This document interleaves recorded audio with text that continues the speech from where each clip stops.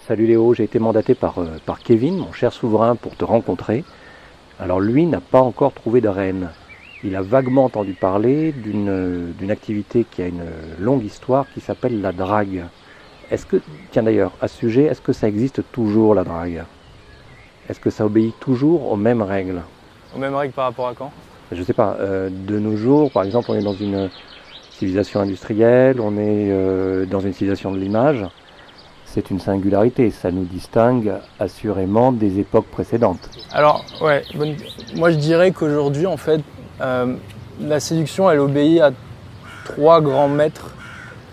L'homme qui veut séduire a trois grands maîtres, je dirais. Il y a trois forces, en fait, voilà, qui vont s'entrechoquer auxquelles il faut s'adapter. La première, ce sont les impératifs biologiques.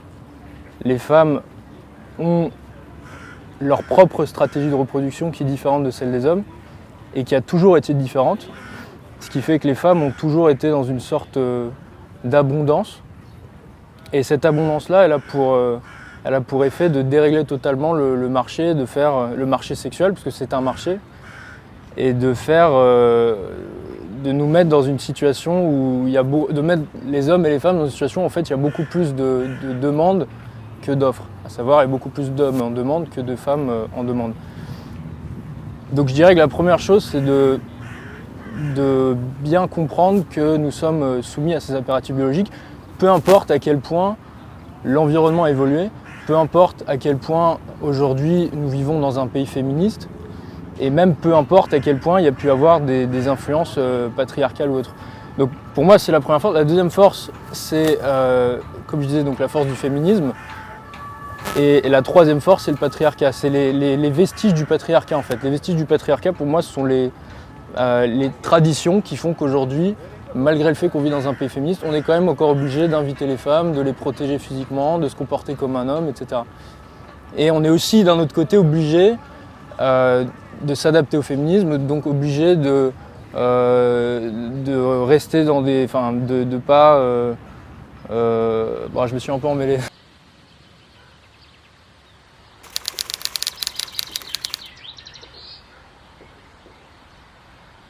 En fait, le féminisme, ça nous fait croire, dès le plus jeune âge, à nous les petits garçons, que hommes et femmes, on est pareil.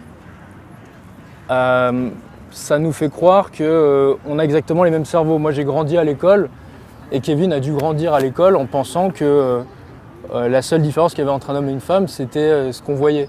Sauf qu'en fait, non, il y a aussi des différences cognitives, et ça, c'est pas moi qui le dis. Moi, j'invite Kevin à lire des bouquins de psychologie cognitive, qui sont écrits. Il y en a un très connu qui est écrit par une féministe qui s'appelle Diane Alpern, qui est qui a été la directrice de l'APA. L'APA, c'est l'American Psychological Association.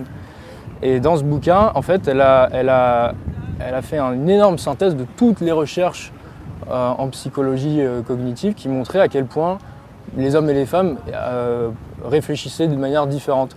Elle a montré aussi, il y a des ressemblances évidemment, il y a des ressemblances, mais il y a beaucoup plus d'ailleurs de ressemblances que de différences. Mais ces différences-là, il faut les prendre en compte. Il faut les prendre en compte. Donc le féminisme, pour répondre à la question, nous fait croire que nous sommes pareils et fait croire aux garçons qu'ils devraient communiquer de la même manière aux filles, avec les filles qu'ils le font avec les mecs, entre eux quoi. Sauf que ce qu'il faut comprendre, c'est que les hommes ont une manière systématique de voir le monde. On appelle ça, on dit que les hommes ont un cerveau systématique versus un cerveau empathique pour les femmes.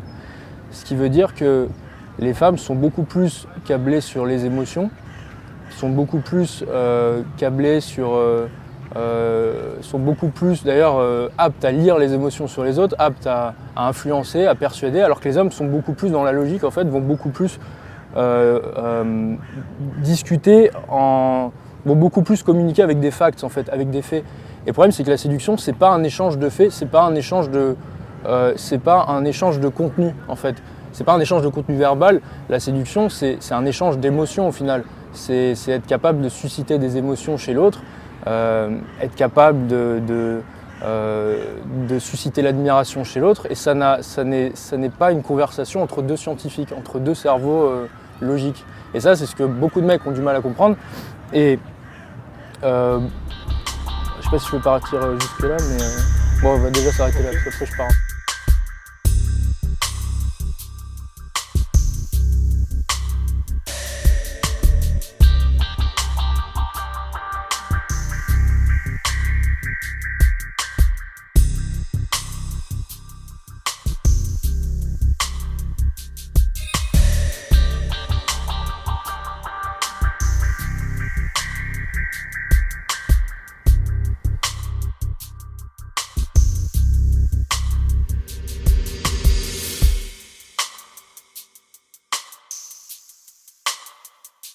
Et donc du coup, je voulais vous lancer une invitation.